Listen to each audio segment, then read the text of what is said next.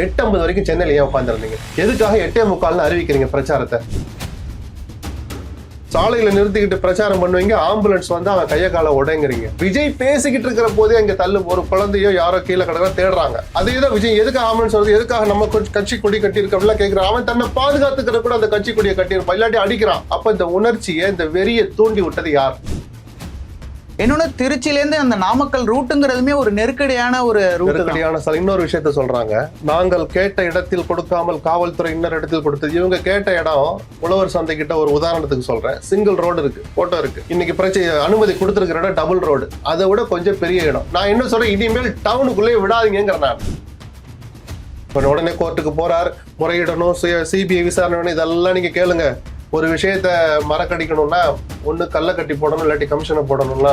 ஒரு செந்தில் பாலாஜி தான் கிளின்னு கிழிச்சாரு, பாட்டு பாடிலாம் விமர்சிச்சார். அந்த செந்தில் பாலாஜி முத ஆளா போனார். முத ஆளா போனதுக்கு எதுக்கு இவர் வந்தாருன்னு கேக்குறீங்க. என்ன நடந்தாலும் விமர்சிக்கிறதுக்கு இது நேரம் அல்ல. திருச்சியில தான் இருக்கிறேன், என் மனசு சென்னைக்கு போக ஒப்பல. இப்படி ஒரு ட்விட்டர் திருச்சியில இருந்து போட்டு அதனுடைய அர்த்தமே வேற. பொதுமக்களுக்கு சுய அறிவு இருக்கணும். ஒரு நடிகரை எந்த இடத்துல வைக்கணும், எந்த நடிகராக இருந்தாலும், எந்த தலைவனாக இருந்தாலும். 39 உயிர்களை பலி கொடுத்த பிறகு அந்த ஒரு காஸ்ட்லியான ஒரு பாடம் தான் அது. மாற்றம் இருக்குல்ல, அதை நம்ம பார்க்க தான் போறோம். அந்த மாற்றத்தை விஜய் காட்டினாதான் தமிழ்நாட்டில் அரசியல் செய்வதற்கு அவருக்கு தகுதி இருக்குன்னு நான் நம்புறேன்.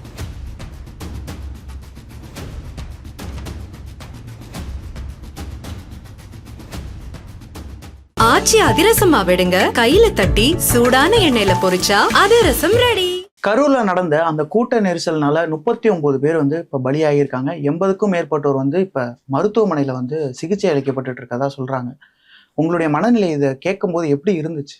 இல்லை, எனக்கு மட்டும் இல்லை, ஒட்டுமொத்த தமிழ்நாட்டையும் சரி, இன்னும் சொல்ல போனா இந்த நிகழ்ச்சியை கேள்விப்பட்ட, பார்த்த ஒட்டுமொத்த நாட்டையுமே உலுக்கிய ஒரு விஷயம்தான். எத்தகைய விளக்கங்கள், வியாக்கியானங்கள் யார் சொன்னாலும், யார் பேசினாலும், நான் உட்பட அந்த இழப்பை ஈடு செய்ய முடியாது. ஆனால் இது ஏன் நடந்தது, என்ன நடந்திருந்தா இதை குறைச்சிருக்கலாம், தடுத்திருக்கலாம் அப்படின்னு சில விஷயங்களை பேசாமலும் இருக்க முடியாது. அரசியல் கசப்புணர்வுகளை தள்ளி வச்சுட்டு மேம்போக்காக, பெருந்தன்மையோடு, மனசாட்சியோடு இதை அணுகணும்னா சில விஷயங்களை நம்ம பேசிதான் ஆகணும். அது சில கசப்பா இருந்தால் கூட. இன்னைக்கு இருக்கிற தமிழ்நாட்டு அரசியல் தலைவர்கள், பிரபலங்கள்ல தன்னெழுச்சியாக ஒரு தலைவனை நோக்கி ஒரு கூட்டம் வருதுன்னா, ஒரு படை வருதுன்னா, அது விஜய் தான் டாப்ல இருக்கிறார். இது ஒரு வகையில் அவருக்கு பெருமையா இருக்கலாம். அந்த கூட்டத்தில் 90% கட்டுப்பாடற்றவர்களாக இருக்கிறார்கள் என்பது அதே விஜய்க்கு சிறுமையும் ஏற்படுத்துறதா இந்த நிகழ்வு நமக்கு காமிச்சிருக்கு. ஏன்னா விஜய் அரசியலுக்கு வந்து ஓராண்டுக்கு பிறகு அந்த மாநாட்டை, 2வது மாநாட்டை நடத்தியதிலிருந்தே நான் சில விஷயங்களை சொல்றேன். விஜயனுடைய ரசிகர்கள் தொண்டர்களா மாறணும் அப்படின்னு நம்ம சொல்றோம். ஏதோ ஒரு அடிஷனல் குவாலிஃபிகேஷன் அல்லது சாதாரண சட்டை போட்டால் மேல ஒரு ஓவர் கோட் போட்டுக்கிற விஷயம் அல்ல. சுய கட்டுப்பாடு எந்த அளவுக்கு முக்கியம் அப்படிங்கிறத ரசிகன், தொண்டனா மாறினாதான் அதை புரிஞ்சுக்குவான். அதை கத்துக்க நேரம் இல்லையா அல்லது கத்துக்க விரும்பலையா அப்படிங்கிறதுடைய ஒரு விளைவு தான் நேற்று நடந்தது. விஜய் ஒரு அறிக்கை வெளியிட்டு தான் எனக்கு ஞாபகம். பெண்கள், கர்ப்பிணிகள்லாம் வராதிங்கன்னு ஆரம்பத்துல முதல் இதப்போ ஒரு அறிக்கை விட்டார். அவர் அறிக்கை விடணும்னு கூட அவசியம் இல்லை. சுய அறிவுங்கிறது வேணும். தமிழ்நாட்டு மக்களுக்கு தான் முதல்ல ஒரு சுய அறிவும் சுய கட்டுப்பாடும் வேணும் தான். திரையில ஒரு நடிகரை ரசிக்கிறோம், ஆராதிக்கிறோம், அது அப்படியே போறது வேற. இத்தனை கூட்டத்துக்கு இடையில பச்சிலம் குழந்தைகளை எல்லாம் தூக்கிட்டு போகணுமாங்கிற அந்த பாடத்தை கிட்டத்தட்ட 9 குழந்தைகளை இழந்த பிறகுதான் நம்ம படிக்க போறோம். ஒருத்தர் அந்த நாமக்கல் அப்போ ஒரு பேட்டி கொடுக்குறாரு சார். 1.5 வயசு குழந்தைய தூக்கி வச்சுட்டு பெருமையா பேசுறாரு, நான் விஜய் எனக்கு பேர் வைக்கணும் என் குழந்தைக்குங்கிறத. அவங்களுக்கு அந்த ஒரு சீரியஸ்னஸே புரியாம பேசல. அந்த குழந்தை அந்த நெருக்கடிக்குள்ள சிக்காம தப்பி உயிர் பிழைச்சிருக்கலாம். ஆனால் 9 பேர் இறந்தாங்கல்ல, அது நம்ம வீட்டு குழந்தையா கொஞ்சம் யோசிச்சு பாருங்க. அது எவ்வளவு பெரிய அபத்தம், எவ்வளவு பெரிய ஒரு பேர் இழப்பு. அது யாராலையாவது அதை ஈடு செய்ய முடியுமா? ஒரு நடிகனை எந்த இடத்துல வைக்கணும், எந்த அளவுக்கு நான் ஒன்று கேட்கட்டுமா? இந்த கூட்டம் பல பேட்டிகள்ல என்ன கேட்டிருக்கிறாங்க, சார் இந்த கூட்டத்தை பார்த்தீங்களா, அவர் தன்னுடைய பலத்தை காமிச்சாரான்னு விஜயை பத்தி எல்லாரை பத்தியும் கேட்டு நான் சொல்லுவேன், அந்த இடத்தில் கூடிய கூட்டம் மட்டும்தான் அந்த நபருக்கான ஆதரவா? அந்த இடத்துக்கு வர முடியாதவங்க இனிமேல் அந்த நபரை ஆதரிக்கவே மாட்டாங்களா? அந்த இயக்கத்தை ஆதரிக்க மாட்டாங்களா? சொல்லுங்க. இல்ல வராதவங்க அவர் மேல வெறுப்புல இருக்கிறாங்களா? இல்ல, அது ஒரு காட்சி பொருள், அது ஒரு நாள் கூத்தது. இந்த சீட்டு பேரத்தை நடத்த, பண பேரத்தை நடத்த, கூட்டணிகளை அமைக்க இது மாதிரியான கூட்டங்கள் பயன்படும். விஜய் இனிமேல் அதுக்கெல்லாம் மெனக்கடணும் அவசியம் இல்லை. ஒரு கூட்டம் 2 கூட்டத்துல ஒரு கூட்டம் வருதுங்கிறது தெரிஞ்சு போச்சு. எங்க அவர் உஷாராயிருக்கணும்னா, மாநாடு ஓரளவு இந்த மாதிரி தள்ளுமுள்ளு நடக்காம, நெருக்கடிகள் நடக்காம மதுரை மாநாடு நடந்தது. ஏன்னா திட்டமிட்ட விஷயம் அது. ஒதுக்குப்புறமா ஒரு திடல்ல நடந்த விஷயம். பிரச்சார கூட்டங்களை நடத்தினார் இல்லையா, பெரம்பலூர், திருச்சியில எல்லாம், அரியலூர் 3 மாவட்டங்கள், அதுல கூட பெரம்பலூர் போக முடியல. அப்ப திருச்சி விமான நிலையத்துல வந்து இறங்குறார். அந்த விமான நிலையத்தில் அவர் கண்ட காட்சிகள் அன்னைக்கு அவருக்கு தெரிஞ்சிருக்காது. அன்று மாலை அடுத்த நாள் வீடியோக்கள்ல பார்த்திருப்பார். அந்த விமான நிலையத்திலேயே அந்த தொண்டர்கள், ரசிகர்கள் எவ்வளவு கட்டுப்பாடற்று நடந்து கொண்டாங்கன்னு. அப்போ நம்ம கண்ட்ரோல்ல அவங்க இல்லைங்கிறத முதல் பாயிண்ட்டுக்கு வந்திருக்கணும்.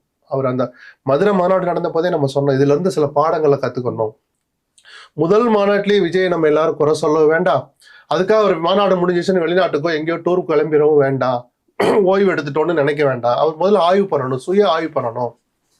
இந்த மாநாடு எந்த அளவுக்கு வெற்றிகரமா நடந்துச்சு, அதில் நம்ம என்ன செஞ்சோம், என்ன செய்ய தவறணும், தண்ணி வசதி இன்னும் செஞ்சு கொடுத்துருக்கலாமே, ஒரு பந்தல் போட்டிருக்கலாமே அப்படின்னு கிட்டத்தட்ட சில மாதங்கள் திட்டமிட்டு, குறிப்பாக 2 வாரங்கள் தினசரி ஒவ்வொரு மணித்துளியும் திட்டமிட்டு நடந்த அந்த மாநாட்டிலேயே அத்தனை குறைகள் இருக்கிற போது, இந்த நேற்று நடந்த இந்த பிரச்சார பயணங்கள்லாம் அந்த மாதிரி கிடையாது. முதல்ல ஒரு புரிதலுக்கு அரசியல் கட்சி தலைவர் வரணும், எடப்பாடி உட்பட நான் சொல்றேன். இந்த பஸ் எடுத்துக்கிட்டு நீங்க எங்க வர்றீங்க? பொதுமக்கள் பயணிக்கிற சாலைகள்ல வர்றீங்க. அந்த சாலைகள்ல அந்த பஸ், நாம பஸ்ஸை கொண்டாந்து குறுக்கு சாலையில் நிறுத்திட்டுலாம் பேச முடியாது. சாலைகளை நிறுத்துறீங்கன்னா அதுல என்னவெல்லாம் வசதி குறைவு வரும்ன்றதை முதல்ல தலைவர்கள் புரிஞ்சுக்கணும். இந்த நெருக்கடிக்குள்ள போய் நாம சிக்கணுமான்னு பொதுமக்களும் புரிஞ்சுக்கிடணும். சாலையில நிறுத்திக்கிட்டு பிரச்சாரம் பண்ணுவீங்க, ஆம்புலன்ஸ் வந்து அவன் கைய காலை உடைங்கிறீங்க. ஆம்புலன்ஸ் ஏன் வருதுங்க? நான் கேட்கிறேன், ஒரு ஆம்புலன்ஸ் ஒரு கூட்டத்துக்குள்ள விடுறதுனால எடப்பாடியுடைய செல்வாக்கு திமுகவிலே ஒரு எந்த இயக்கத்தாலே அழிச்சிட முடியுமா? நேத்து 2 பொம்பளை பிள்ளைங்க பேசுற வீடியோவை பார்த்தேன். எதுக்காக வர்றாங்கன்னே தெரியல. ஆம்புலன்ஸ் சும்மா வந்துட்டு போகுது. அந்த பொண்ணு பேசுற இடம் காலியா இருக்கு. அந்த இடத்திற்கு ரொம்ப தள்ளி ஒரு வீடியோ ஒரு பையன் எடுக்கிறான், அந்த பொண்ணு பேசுது. எதுக்காக ஆம்புலன்ஸ் வந்து அங்க என்ன நடக்குது இந்த பொண்ணுக்கு தெரியுமா? விஜய் பேசிக்கிட்டு இருக்கிற போதே அங்க ஒரு குழந்தையோ யாரோ கீழே கிடக்க தேடுறாங்க. தள்ளு முள்ள ஆரம்பிச்சிடுச்சு. போலீஸ்காரங்க மைக்கில் சொல்லியிருக்கலாம், தெரிஞ்சவன் யாராவது ஒரு தெரிஞ்ச ஹாஸ்பிட்டலுக்கு போன்ல சொல்லியிருக்கலாம், ஆம்புலன்ஸ் வருது அவங்களை காப்பாற்றணும். இந்த பிள்ளைங்களுக்கு என்ன தெரியும்? அப்ப இந்த மனநிலையை யார் புகுத்துறா? 4 ஆண்டுகள் இந்த மாநிலத்தில் முதலமைச்சராக ஆட்சி பொறுப்பில் இருந்த எடப்பாடி பழனிசாமியை ஆம்புலன்ஸை பத்தின ஒரு தவறான புரிதலை ஒட்டுமொத்த தமிழ்நாட்டுக்கு சொல்லிக் கொடுக்கிறார்.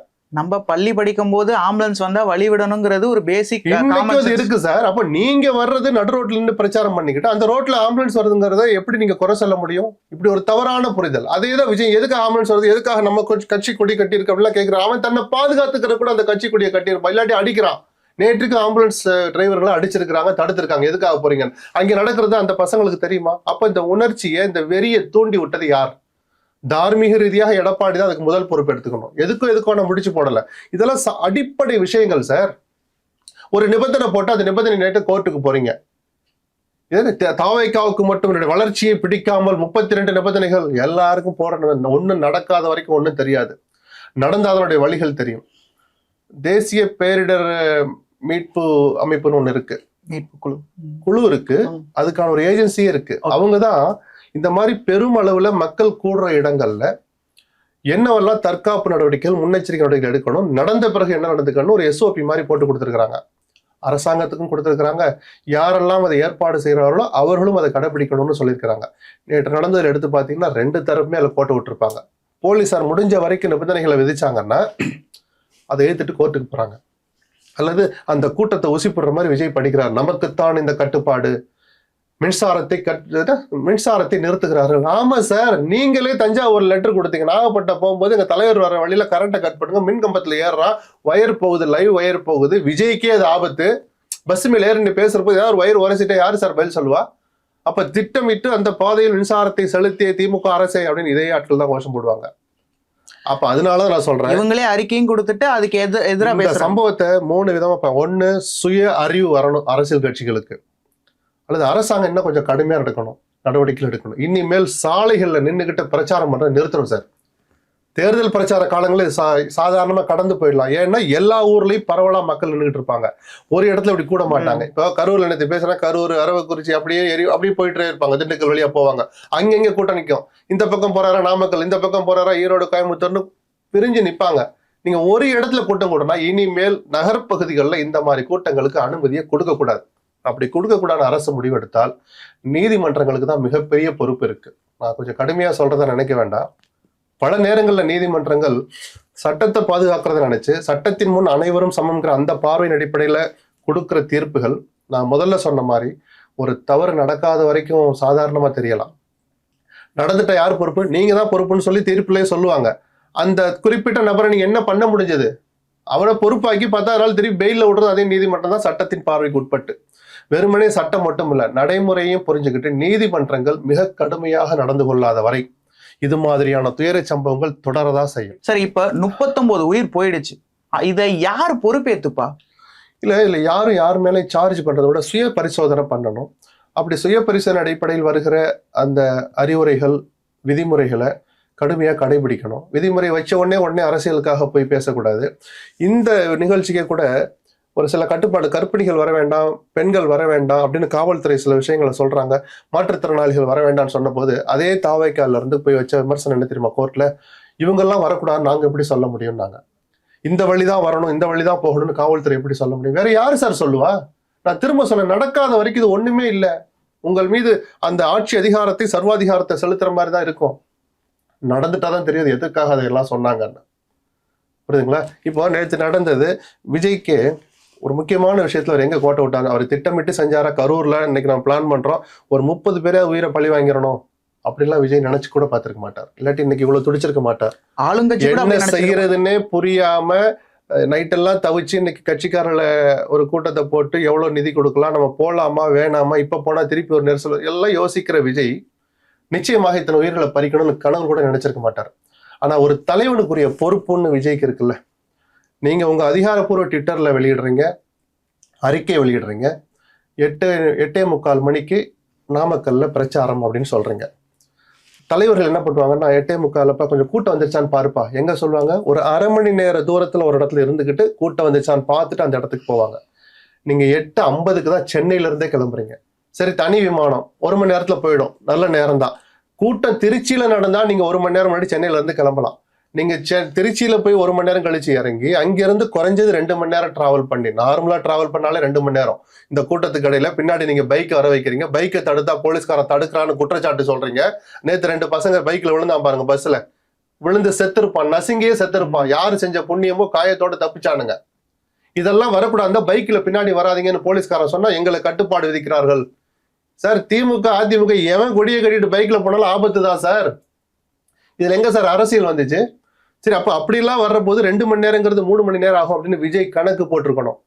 8:50 வரைக்கும் சென்னையில ஏன் உட்காந்துருந்தீங்க? எதுக்காக 8:45 அறிவிக்கிறீங்க பிரச்சாரத்தை? அது போல கரூர்ல 12 மணி அறிவிக்கிறீங்க. 7 மதுரை மாநாட்டம் யோசிச்சு பாருங்க. சாயங்காலம் தான் மாநாடு தொடக்கம், 3 மணி 4 மணி சொன்னாங்க. காலையில இருந்து உட்காந்துருந்தான், இடத்தை பிடிக்கிறதுக்கு, முன்னாடி நிக்கிறதுக்கு, விஜய கிட்டத்துல பாக்குறதுக்கு, முடிஞ்சா தொட்டு பாக்குறதுக்கு. சினிமா மோகம் அது விஜய்க்கும் நமக்கே தெரியுது, விஜய்க்கும் தெரியுது இல்ல. அப்ப இத்தனை மணி நேரம் அது நம்ம எப்ப கிளம்பி இருக்கணுங்கிற அந்த ஒரு சுய அறிவுன்னு சொல்ல மாட்டேன், அந்த சுய பொறுப்பு ஒருவேளை இருந்திருக்கணுமா கூடாதா? ஒருவேளை திருச்சி பரப்புரையில அவருக்கு ஏற்பட்ட அந்த வரவேற்பை பார்த்து அவருக்கே அந்த ஒரு அரசியல் போதம்பாங்கல்ல, அந்த மாதிரி. அது போதைங்கிற வார்த்தை எதனால தெரியுமா? அப்ப நமக்கு இவ்வளவு கூட்டம் கூடுதுங்கிறது யாருக்குமே வர்ற போதுதான். தான் ஈடுபட்டிருக்கிற ஒரு விஷயத்தில் தன்னை சந்தோஷப்படுத்துகிற, தாங்கள் எதிர்பார்த்த நேரத்தை விட முன்பாகவே கிடைக்கிற போது கிடைக்கிற அந்த சந்தோஷத்துக்கு இன்னொரு பேர் தான் போதைன்னு வச்சுக்கோ. ஏதோ மது மற்ற விஷயங்கள் இல்லை. அந்த போதை விஜய்க்கு வந்தால் அந்த போதை தெளிய வேண்டிய நேரம் வந்துடுச்சுன்னு அர்த்தம்.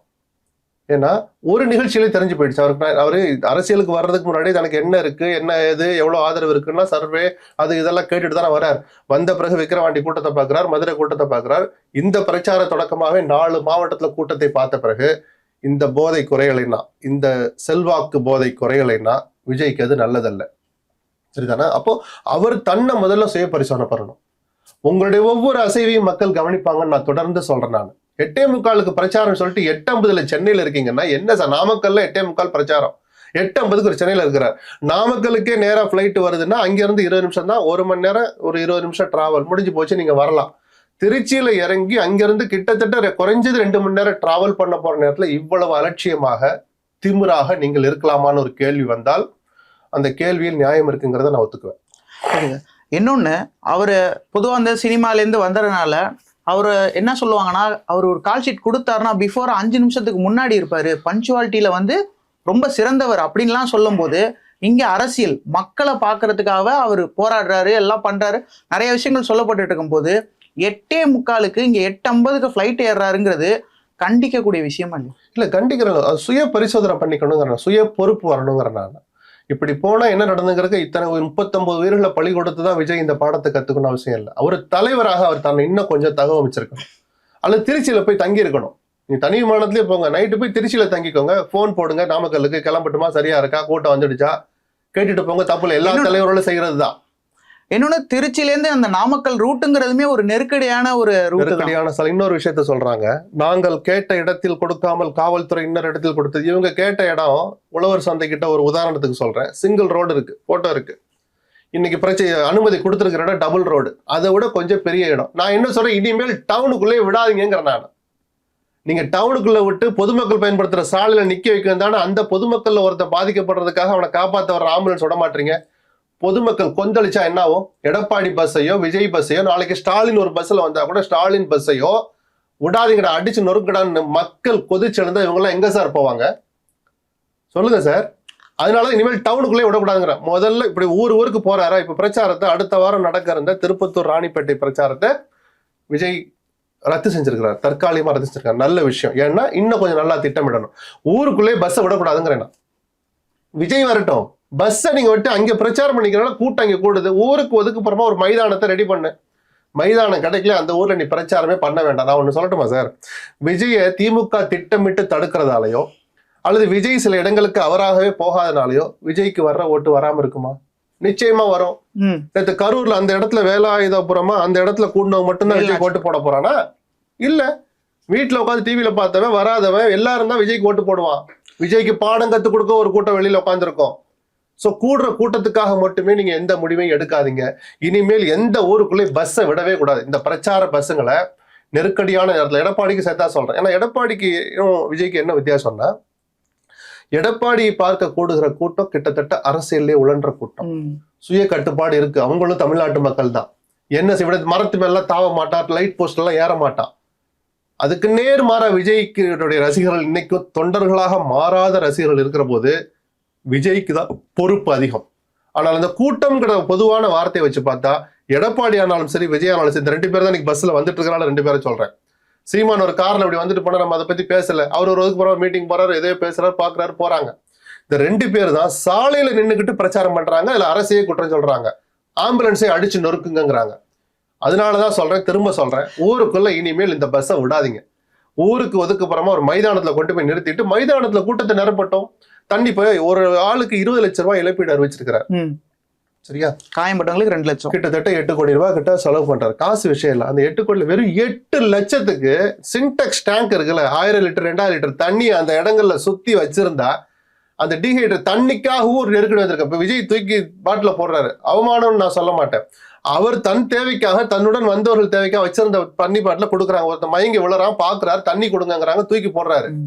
இந்த தண்ணியவே அந்த ஓரமா 2 பக்கமும் சுற்றி அந்த இடங்கள்ல 1 கிலோமீட்டர் நீளத்துக்கு ஒரு 100 மீட்டருக்கு 200 மீட்டருக்கு 2 டேங்க் வச்சிருந்தா தண்ணிக்காக ஒரு நெருக்கடி நடந்திருக்காது. இதுக்கு முன்னாடி அவங்க ஒரு 3 பரப்புரையும் பார்த்துட்டாங்க, அதுலயும் இந்த பிரச்சனை இருந்திருக்குங்கும் போது இதை திட்டமிட்டு இருக்கணும் தானே? இல்ல, பாடம் கத்துக்கல. இப்போ இத்தனை உயிர்கள் பறிபோன பிறகாவது விஜய் சில விஷயங்களை திட்டமிடணும். இப்போ உடனே கோர்ட்டுக்கு போறார், முறையிடணும், சிபிஐ விசாரணை, இதெல்லாம் நீங்க கேளுங்க. ஒரு விஷயத்த மறக்கடிக்கணும்னா ஒண்ணு கல்ல கட்டி போடணும், இல்லாட்டி கமிஷனை போடணும்லாம் ஒரு சொலவடை உண்டு தமிழ்நாட்டு அரசியல்ல. தமிழ்நாடு அரசும் ஒரு ஆணையத்தை அமைச்சிருக்கிறாங்க. அந்த ஆணையம் அர்த்தமுள்ள ஆணையமா இருக்கணும்னா ஒரு குறிப்பிட்ட கால வரையறை அந்த ஆணையத்துக்கு நிர்ணயிச்சு இத்தனை மாசத்துக்குள்ள அந்த அறிக்கையை கொடுங்கன்னு சொல்லி அந்த அறிக்கையை அந்த நீதிபதி அருணா ஜெகதீசன் முதலமைச்சரிடம் வழங்க போறார். அந்த போட்டோ நம்ம எல்லாம் பார்க்க போறோம். அன்று மாலையோ அடுத்த நாளோ பொதுமக்கள் பார்வைக்கு அந்த அறிக்கையை வைக்கணும். யார் யார் தவறு செஞ்ச, காவல்துறை என்ன இன்னும் செஞ்சிருக்கலாம், விஜய் எப்படியெல்லாம் தவறு பண்ணார், விஜயனுடைய கட்சிக்காரர்கள் எதையெல்லாம் மீறினாங்கன்னு எல்லாத்தையும் பொது வெளியில போட்டு உடைக்கணும். அப்பதான் இது எல்லா கட்சியினருக்கும், தாவேக்காவுக்கு மட்டுமல்ல, திமுக உள்ளிட்ட அனைத்து கட்சிகளுக்குமான ஒரு எச்சரிக்கையான ஆவணமா அது இருக்கணும். அந்த அளவுக்கு ஒரு முழுமையான ஆணையமாகவும் அதை செயல்படணும்னு நான் விரும்புறேன். ஓகே சார், இதை இன்னொரு கோணத்திலையும் பார்க்கப்பட்டு இருக்கு. அதாவது தாவேக்கனர் என்ன சொல்றாங்க அப்படின்னு பார்த்தா, எப்படி 8.15 முன்னாள் அமைச்சர் கவர்மெண்ட் ஹாஸ்பிட்டல்ல இருக்கிறாரு, அடுத்த 1 மணி நேரத்துல பார்த்தா மகேஷ் பொய்யாமொழி வந்துட்டாரு.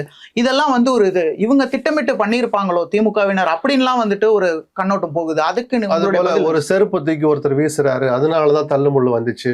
இது எல்லா விஷயங்களையும் ஆதாரங்களோட ஆணையத்துல போய் கொடுக்கட்டும், விசாரிக்கட்டும். ஒரு நேரம் என்ன அப்படி செந்தில் பாலாஜி வந்த போது ஏற்கனவே சும்மா வகுத்து வழியில படுத்திருந்த ஒரு ஆளை பார்த்தாரா, இல்ல நெருக்கடியில சிக்கி தூக்கிட்டு வந்த ஒரு நபரை பார்த்தாரான்லாம் ஆணையத்துல போய் ஆதாரபூர்வமா சொல்லட்டுமே.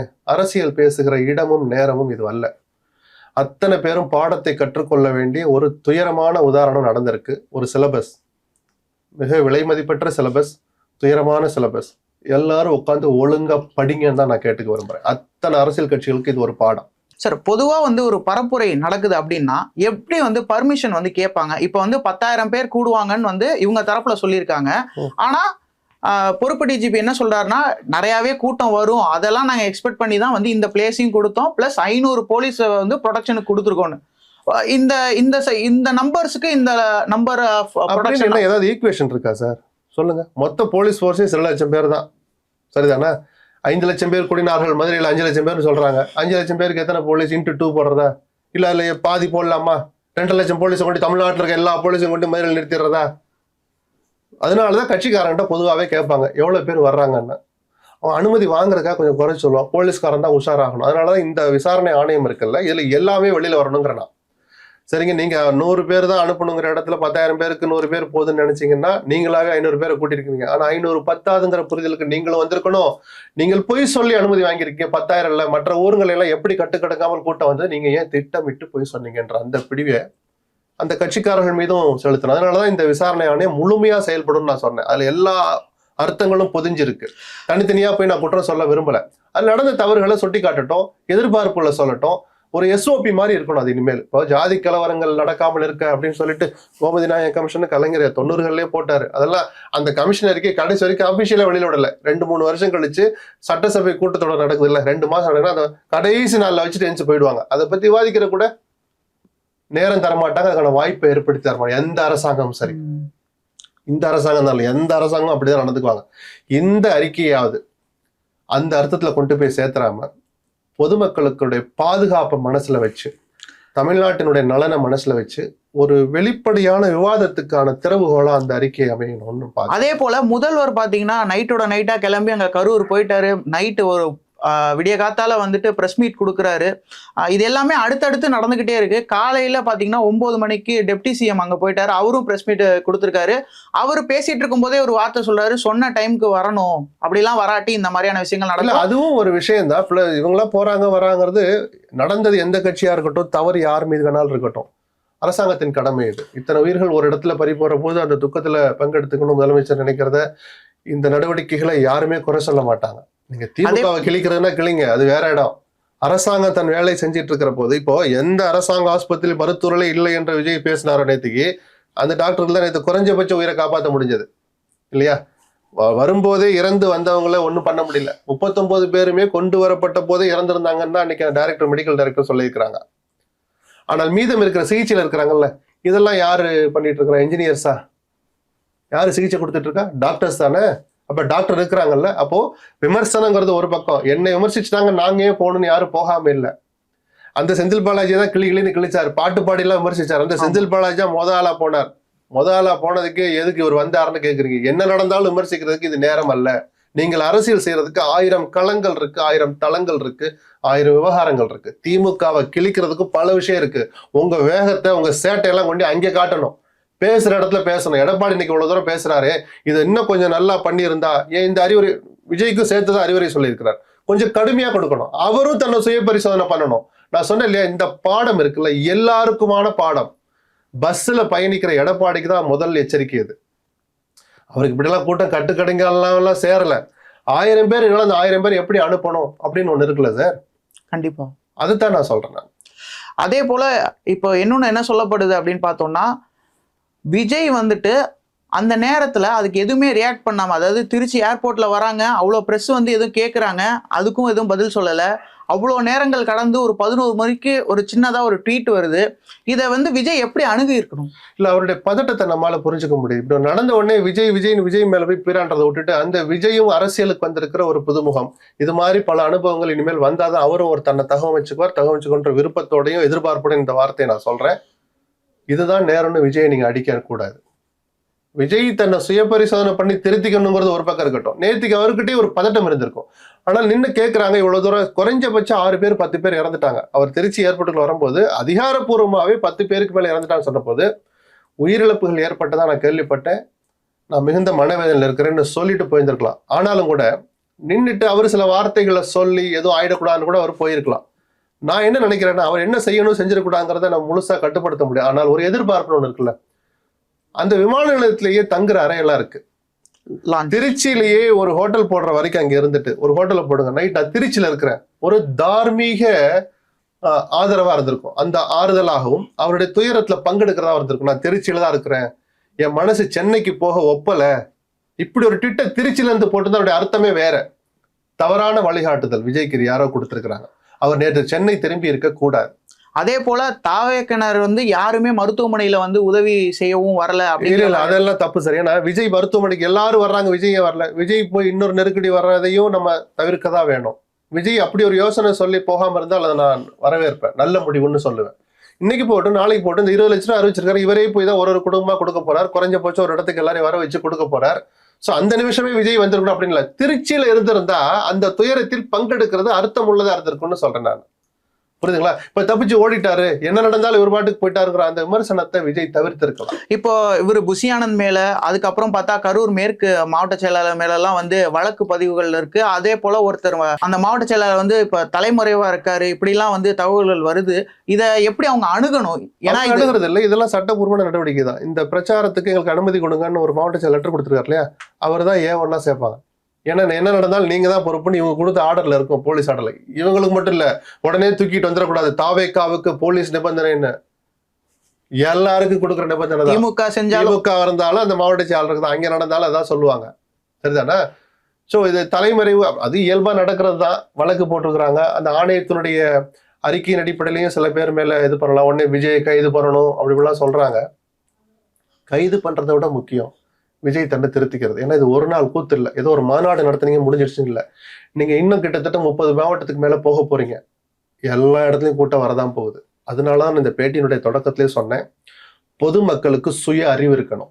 ஒரு நடிகரை எந்த இடத்துல வைக்கணும், எந்த நடிகராக இருந்தாலும் எந்த தலைவனாக இருந்தாலும் நம்ம முக்கியம், நம்ம உயிர் முக்கியம், நம்ம குடும்பத்தினுடைய பாதுகாப்பு முக்கியங்கிற அந்த சுய அறிவுக்கும் சுய தெளிவுக்கும் முதல்ல பொதுமக்கள் வரணும். அந்த பொதுமக்களின் பாதுகாப்பை மனசுல வச்சு காவல்துறையினர் எந்த கட்சிக்கும் சில கட்டுப்பாடுகளை விதிச்சா குறைஞ்சபட்ச நேர்மையோடு அதை கடைபிடிக்கணும். அதை கடைபிடிக்க மறுத்து நீதிமன்றத்துக்கு போனால் நீதிமன்றங்கள் இவர்கள் அத்தனை பேரை விட உயர்ந்த இடத்தில் இருந்து மிக கடுமையான நிபந்தனைகளுடன் வருங்காலத்தில் இத்தகைய வழக்குகளை அணுக வேண்டும் என்பதுதான் ஒரு பத்திரிகையாளராக என்னுடைய வேண்டுகோள். சார், அதே போல இப்ப டெப்டி சிஎம் வந்தப்ப கொடுத்த பிரஸ் மீட்ல என்ன சொல்லியிருக்காருன்னு பார்த்தோம்னா, கமிஷன் அமைச்சிருக்கோம், கமிஷன் என்ன அறிக்கையை வெளியிடுதோ அதை வச்சான அடுத்த நடவடிக்கை என்ன அப்படிங்கிறத நாங்க சொல்லுவோம். அது மட்டும் இல்லாம இன்னொன்னு என்ன கேட்கிறாருன்னா, பத்திரிகையாளர்லாம் கொஞ்சம் மனிதாபிமானத்தோட நடந்துக்கோங்க, இதை அரசியல் பண்ண வேணாம் அப்படின்னு சொல்லியிருக்காரு. நிச்சயமா மீடியாக்களுக்கும் ஒரு இது இருக்கு சார். என்ன பண்ணுன்னா, விஜய் அந்த வளைவில் திரும்புகிறார், அதோ அந்த ஸ்பீட் பிரேக்கர்ல ஏறி இறங்குறாருங்கிற வரைக்கும் லைவ் பண்றீங்களே, அவருக்காக 7 மணி நேரம் கூட்டம் காத்திருக்கு, அவங்களுக்கு குடிக்க தண்ணி இல்லைன்னு சேர்த்து காமிச்சிருந்தா அட்லீஸ்ட் அதை பார்த்தாவது விஜயனுடைய கட்சி நிர்வாகிகளுக்கு இல்லை அவருடைய வெல்விஷர்கள் ஃபோன் பண்ணி, சார் இப்படி செய்தி சொல்லிக்கிட்டு இருக்கிறாங்க, தண்ணி ஏற்பாடு பண்ணுங்கன்னு குறைஞ்சபட்ச பொறுப்புணர்வு மீடியாக்களுக்கும் இருக்கு. அந்த கருத்தை நான் முழுமையா வரவேற்கிறேன். இப்போ விஜய்க்கு யார் சார் இந்த அறிவுரை, இந்த திட்டம்? அந்த அளவுக்குலாம் தனிப்பட்ட முறையில போய் நான் விமர்சனமும் செய்ய மாட்டேன். அது இந்த நேரத்தில் பேசுறது அர்த்தமற்றதும் கூட. இந்த சம்பவத்தை ஒரு பாடமா எடுத்துக்கிட்டு விஜய் உள்ளிட்ட எல்லா தலைவர்களும் தமிழ்நாட்டு மக்களை நலனில் வச்சு தங்களை ஆதரிக்க நினைக்கிற தொண்டர்களை மக்களை மனதில் வைத்து சுய கட்டுப்பாட்டோடும் பொறுப்புணர்வோடும் நடந்து கொள்ளணும் அப்படிங்கிறது என்னுடைய விருப்பம். அதே போல இப்ப டெப்டி சிஎம் கிட்ட கேட்கும் போது இந்த விஷயத்தெல்லாம் வந்து விஜய் கிட்ட தான் நீங்க கேட்கணும், அவர்கிட்டயும் ஒரு 2-3 கேள்வி கேளுங்க அப்படின்னு அவர் சொல்றாரு. இதை பார்க்கும்போது என்னன்னா, விஜய் வந்து செய்தியாளர்கள் சந்திப்புலாம் அடிக்கடி பண்ணணுமா? அப்படி அர்த்தம் இல்லை. அது சில கேள்விகளுக்கு பதிலளிக்க வேண்டிய கடமை விஜய்க்கு தான் இருக்கு. இப்போ நான் சொன்னேன் இல்லையா, 8:45 நாமக்கல்ல நான் பிரச்சாரம் பண்ணுவேன்னு உங்க ட்விட்டர்ல போடுறீங்க, உங்க கட்சி அறிவிக்குது, அதுக்கு தகுந்த மாதிரி போலீஸ்லையும் சொல்லி அனுமதி வாங்குறீங்களே, 8:50 வரைக்கும் எதுக்காக சென்னையில் இருக்கிறீங்க? நீங்க மற்ற தலைவர், திரும்ப சொல்றேன், மற்ற எந்த தலைவருக்கும் இல்லாத இந்த கூட்டத்தை ஈர்க்கிற ஒரு சக்தி இன்னைக்கு விஜய் கிட்ட இருக்கிற போது நீங்க எவ்வளவு கூடுதல் விழிப்போடும் பொறுப்போடும் இருந்திருக்கணும். அப்ப ஏன் சார் லேட்டா கிளம்புனீங்கன்னு விஜய் கிட்ட தான் சார் நம்ம கேட்க முடியும். சரிதானா? இதை தாண்டி வேற அந்த அரசியலும் இப்ப பேச வேண்டாம். அது அவசியமான கேள்வியும் கூட. இந்த கேள்வி விஜய் கிட்ட கேட்கணும். விஜய் தன்னை திருத்திக்கணும். விஜய்க்கு அதாவது நம்ம என்ன வேணாலும் பண்ணலாம், அந்த சினிமா கெத்து வேற, அரசியல் வேற. இந்த அடிப்படை உண்மையை முதல்ல விஜய் புரிஞ்சுக்கணும். அதான் சார், இப்ப விஜய்க்கு நீங்க அட்வைஸ் பண்ணணும்னா என்ன பண்ணுவீங்க? அட்வைஸ் எல்லாம் இல்ல சார். நடக்கிற விஷயங்களை நான் மதுரை மாநாடு வெற்றிகரமா நடந்த போது வெற்றிகரமா நடந்துச்சுன்னு சொன்னவனா, விஜய்க்கு பேச்சு ஃப்ளோ நல்லா இருக்கு விக்ரவாண்டியை கம்பேர் பண்ண போதுன்னு சொன்னவன் நான் தான். அதன் பிறகு அந்த கூட்டத்தில் என்னவெல்லாம் பிளான் நடந்ததுன்னு உட்காந்து யோசிங்கன்னு சொன்னேன். ஒரே மாநாட்டிலே தப்பு நடந்து போச்சு, 2வது மாநாடு இத்தனை தப்பு அப்படின்னு சுட்டி காட்டுறதுக்கு பதிலா அந்த விஜய் சில விஷயங்களை கத்துக்கிறதுக்கு நேரம் கொடுங்கன்னு சொன்னவனு நான் தான். அதனாலதான் மாநாடு வெற்றிகரமா முடிஞ்சிச்சு, போய் ஓய்வு எடுக்காதீங்க, அதுல என்னெல்லாம் நடந்துச்சுன்னு நீங்க உட்காந்து ஆய்வு பண்ணுங்கன்னு சொன்னேன். அதே தான் நான் இப்பவும் சொல்ல விரும்புறேன். 39 உயிர்களை பலி கொடுத்த பிறகு அந்த ஒரு காஸ்ட்லியான ஒரு பாடம் தான் அது, துயரமான பாடம். அதுல இருந்து ஏதாவது நல்ல விஷயங்களை கத்துக்கிட்டு விஜயினுடைய அந்த மாற்றம் இருக்குல்ல, அதை நம்ம பார்க்க தான் போறோம். அந்த மாற்றத்தை விஜய் காட்டினாதான் தமிழ்நாட்டில் அரசியல் செய்வதற்கு அவருக்கு தகுதி இருக்குன்னு நான் நம்புவேன். இப்போ திமுகவினர், அதாவது ஆளும் கட்சி வந்துட்டு நேத்தி உடனே வந்து எல்லாத்துக்குமே ரியாக்ட் பண்ணாங்க. 3 மணிக்கெல்லாம் வந்து அங்க போய் சேர்ந்துட்டார் முதலமைச்சர். ஆனா கள்ளக்குறிச்சி சம்பவத்துக்கு இந்த மாதிரி எந்த ஒரு ரியாக்ஷனுமே இல்லைன்னு ஒரு விஷயத்தையும் இன்னொரு விஷயத்தையும் இப்ப ஒப்பிட முடியாது சார். அது சட்டவிரோதமான ஒரு சம்பவம். இது கள்ளச்சாராயம் விற்கிறதே சட்டவிரோதம், சரிதானா? அந்த சம்பவம் வேற. ஒரு ஆர்வத்துல ஒரு தலைவனை, தாங்கள் ஆராதிக்கிற ஒரு நடிகனை பார்க்கறதுக்கு ஒரு மக்கள் தன்னெழுச்சியா போய் அப்பாவித்தனமான ஒரு செயல்ங்கிறது வேற. தெரிஞ்சே செல்மிஷம் பண்ற சட்டவிரோத காரியத்தை பண்றது அந்த இண்டிவிஜுவல் செஞ்ச காரியம் வேற. அதனாலதான் அதுக்கு 10 லட்ச ரூபாய் நிதி கொடுத்த போது எல்லாரும் கடுமையா விமர்சிச்சாங்க. அவன் வீம்புக்கு போய் சட்டவிரோதமா சட்டத்துக்கு புறம்பா காய்ச்சிற சாராயத்தை அதே விதியை மீறி போய் குடிக்கிறான். அவனுக்கு எதுக்கு 10 லட்சம் கொடுத்தீங்கன்னு கேட்டது வேற. இப்ப திருமாவளவன் 10 லட்சம் போதா 50 லட்சம் கொடுக்குறாருல, ரெண்டுக்கு வித்தியாசம் புரியுதா? அரசு 10 லட்சம் கொடுச்சு, நாம 20 லட்சம் கொடுப்போம்னு விஜயனுடைய அந்த தாராள மனசு இருக்குல்ல, வித்தியாசம் புரியுதா? சோ ரெண்டையும் ஒப்பிடுறதுல எனக்கு உடன்பாடு இல்லை, அது தவறு. அதே போல இந்த ஸ்டாம்பேட் அப்படிங்கிற வார்த்தை வந்து இந்தியாவில் நிறைய விஷயங்கள் நடந்துகிட்டே இருக்கு. இப்போ இந்த அல்லு அர்ஜுனோட சம்பவமாக இருக்கட்டும், அந்த ஆர்சிபி மேட்ச் செலிப்ரேஷனாக இருக்கட்டும், சமீபத்தில் கூட இந்த ஏர் ஷோ நடந்துச்சு சென்னையில், இந்த மாதிரி நடந்துக்கிட்டே இருக்கு. இதுக்கு வந்து என்னதான் பிராய்ச்சித்தம்? அறிவற்ற மக்கள் கொஞ்சம் அறிவை வளர்த்துக்க முயற்சி பண்ணணும். நான் ஏதோ எனக்கெல்லாம் நமக்கெல்லாம் இருக்கு அவங்களுக்கு இல்லை அப்படி சொல்லலை. சினிமா மோகங்கிறது எந்த அளவுக்கு இருக்கணும்? தியேட்டரை விட்டு வெளியில வந்துட்டாலே சினிமாவை மறக்கிற ஒரு கலாச்சாரம் வரலைன்னா இது மாதிரியான விஷயங்கள்ல தான் போய் சிக்குவாங்க. இவ்வளவு தூரம் சொசைட்டி வளர்ந்த பிறகும் கூட இப்படி போய் விழுறாங்களே அப்படிங்கன்னா, திரும்ப சொல்ற, விஜய்க்கு ஓட்டு போடுறது வேற, நீங்க போய் நிக்கிறது வேற. நீங்க எங்க வீட்டுக்குள்ள இருந்தோம் நீங்க விஜய்க்கு ஓட்டு போடலாம். நம்ம உயிரை மாய்ச்சிக்கிட்டதுக்கு எப்படி யார் ஓட்டு போடுவா? நான் ஒரு பேச்சு கேட்கிறேன் சார். 9 பேர் குழந்தைங்க, அவங்களை விடுங்க சார். அந்த 30 பேர் விஜய்க்கு ஓட்டு போடுறவன் போட முடியுமா சார்? எதுக்காக சார் நீங்க இப்படி விழுந்தீங்க? நான் திரும்ப ஏர் ஷோ நீங்க சொன்ன ஞாபகம் வருது. அங்கேயும் தண்ணி தான், குடிக்கிற தண்ணி தான் பிரச்சனை. அங்கே அரசு பண்ண தப்பு. போதுமான குடிநீர் வசதி இல்லை. வெயில், கடுமையான வெயில், டீஹைட்ரேஷன்லேயே பல பேர் மயங்கி விழுந்தா அதனால ஒரு நெருக்கடி வந்துச்சு, என்னமோ ஏதோன்னு. திரும்ப திரும்ப சொல்றேன், அறுசுவை உணவெல்லாம் யாராலையும் பரிமாற முடியாது இது மாதிரியான நெருக்கடி நேரங்கள்ல. குறைஞ்சபட்ச அடிப்படை தேவை தண்ணி தான். விஜய் இதை செய்யலைன்னா அவர் பஸ்ஸை எந்த ஊருக்குள்ளே விடக்கூடாதுன்னு ஒரு முடிவு எடுத்தா கூட அதை நான் ஆதரிப்பேன். இவ்வளவு நேரம் உங்களுடைய கருத்துக்களை பகிர்ந்ததுக்கு மிக்க நன்றி சார். நன்றி.